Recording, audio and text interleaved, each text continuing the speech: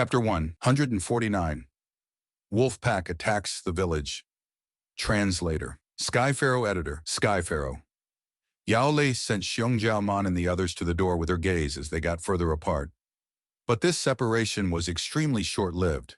Merely 15 minutes later, Xiong Jiaoman and the others returned to the bamboo building. "We are unlucky. There's a wolf tide," Xiong Jiaoman laughed bitterly, explaining. When the Gu masters in the bamboo building heard this, their expressions tensed. Xiong Jiaoman's group had great numbers, yet they were forced to retreat to the village. It showed the intensity of this wolf tide.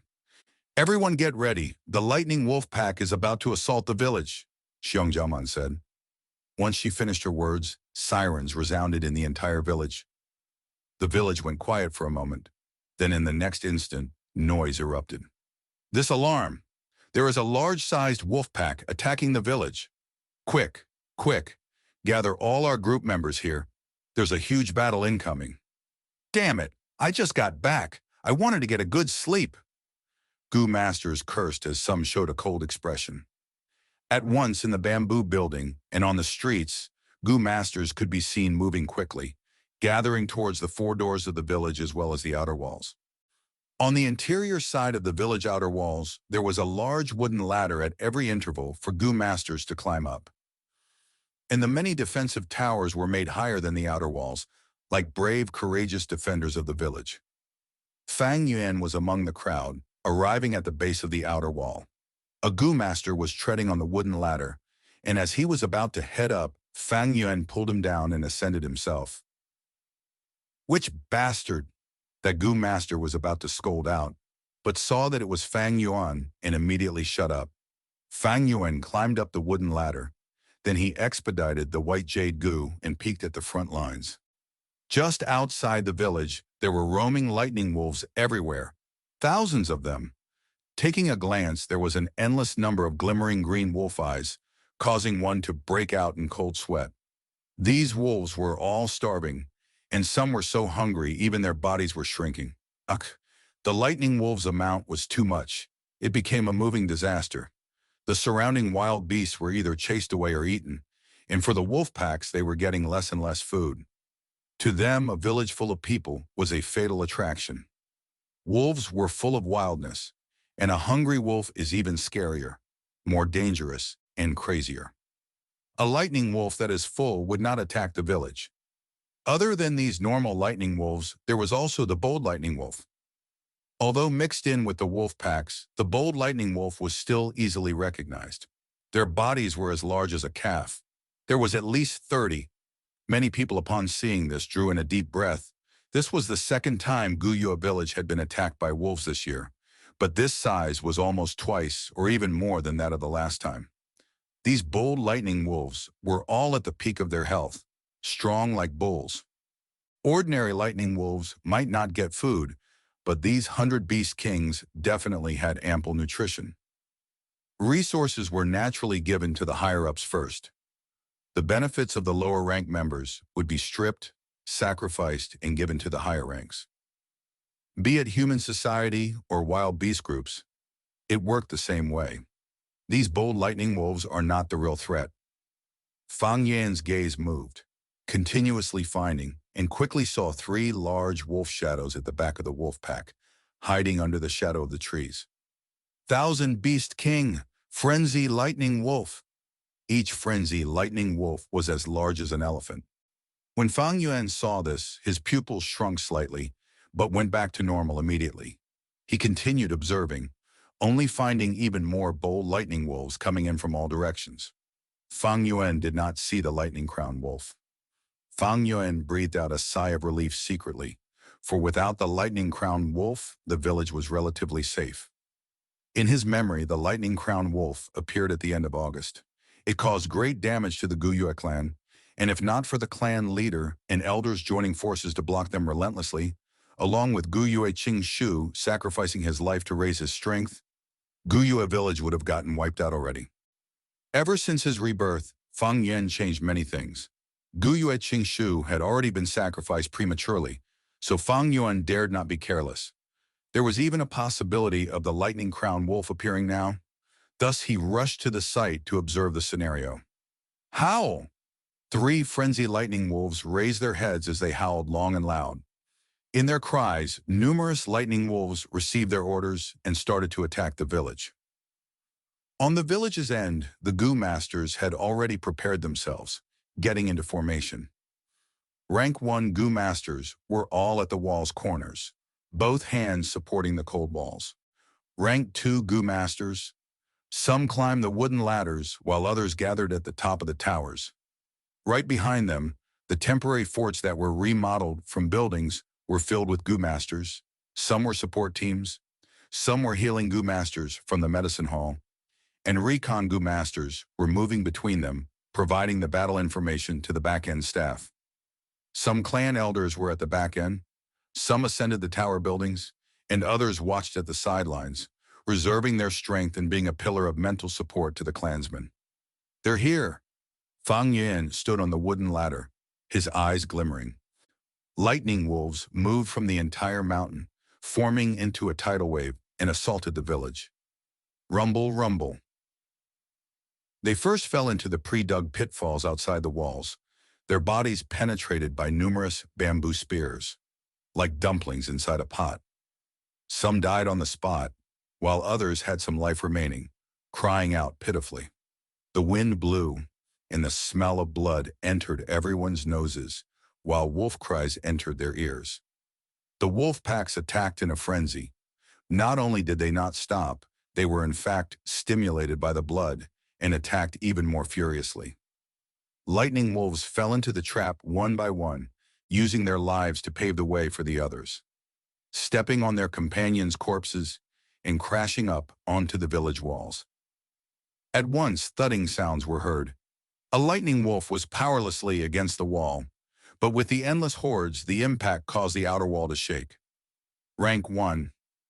Goo Masters below the outside wall held in their tremendous fear and risked their lives injecting primeval essence into the steel vine goo and poison flower gumper. The village wall's numerous thorns stabbed into the lightning wolf's body. The poison flower goo gave these steel vines a poisonous touch as the poison invaded the lightning wolf's body. Lightning wolves scratched and attacked the village walls, opening their mouths and biting. But as their injuries intensified and the poison accumulated, their movements gradually turned sluggish. Pew-pew. Rank 2. Goo Masters stepping on the wooden ladders, along with those at the tower buildings, shot out moonblades. The moonblades shot into the wolf packs, and instantly blood splashed everywhere, and wolf limbs went flying. The bold lightning wolves began to enter the battle, immediately bringing injuries and deaths to the Goo Masters. Fang Yuan's corner. A thin, long blue lightning current moved about and hit onto the village walls, instantly penetrating and creating a hole. It electrocuted an unfortunate rank 1 Goo Master inside as well. That bold lightning wolf that killed a Goo Master quickly received heavy attention. Numerous moonblades flew towards it, but it dodged left and right, relying on the surrounding lightning wolves to provide cover, thus suffering only minor injuries. Howl! It opened its mouth, and between its sharp teeth, sparks flew, quickly forming an electric current that flew through the air towards Fang Yuan. Water shield goo. Fang Yuan snorted, and from his nose 2 lines of light blue water vapor flowed out. The water vapor expanded, forming a water ball shield, protecting him. The lightning current hit the water shield and caused it to shake, almost breaking. Moonglow goo! Fang Yuan kept the water shield, and from his wrists 3 moonblades shot out. The moonblade's angle was tricky. The bold lightning wolf dodged the first, but its right front leg was hit by the second, causing its movement to slow down, and the third hit its head, causing a severe injury that crushed its left eye. It cried out in pain, but other Goo Masters saw the opportunity, and quickly a flurry of moonblades enveloped it. Pew-pew-pew! This bold lightning wolf was instantly pelted, its body bathed in blood, and injuries were so deep its bones could be seen. Its body shook a little before collapsing completely. The surrounding wolf packs went into a panic, like ripples in a pond. But at this point, there were 3 frenzied lightning wolves behind holding the fort, and the wolf packs only went into chaos for a while before raising their claws and attacking the village walls again. Fang Yan shot a few more moon blades out before getting down the wooden ladder. With just this, his deep red primeval essence had already gone below half, needing replenishment. Seeing him coming down, a rank 2 Gu Master quickly replaced his position and ascended the wooden ladder.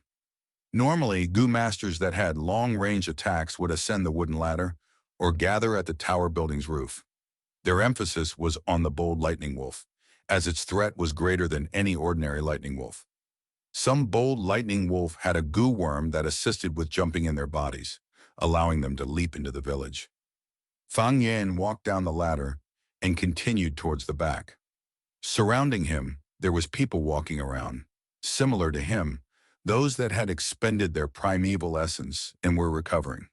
Another group of Gu Masters replaced their positions and entered the battlefield, providing their strength towards defending the clan.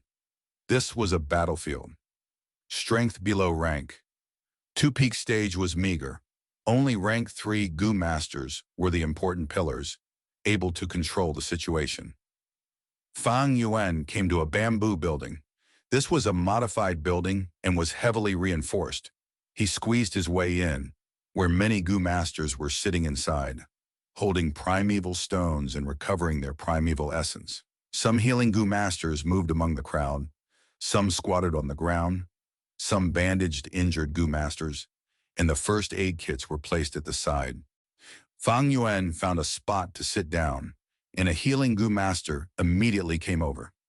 He shook his head towards her, and she understood, approaching another Gu Master instead. Such a rotational strategy, all the way till 10 o'clock at night. Fang Yuan had already entered battle 5 times, but the lightning wolf packs did not seem to reduce. In fact, they could see even more wolf packs, hurriedly arriving upon hearing the frenzy lightning wolf's call.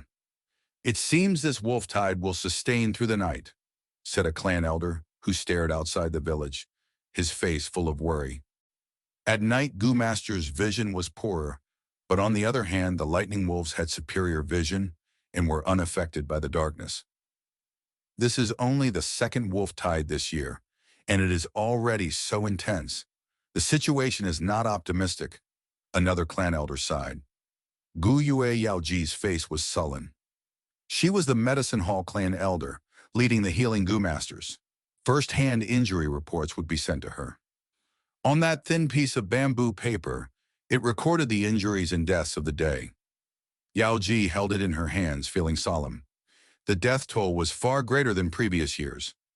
But she understood this was not due to the decline of quality of Gu Masters, but because the wolf numbers were too great and too ferocious. 9-leaf vitality grass, how's the acquisition? Seeing the blood-red sun setting, Yaoji sighed, asking faintly.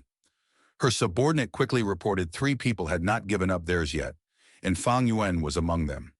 Yaoji listened and snorted, then asked, "Where is Yao Lei?" "Miss Yao Lei is near the east door, leading the healing team.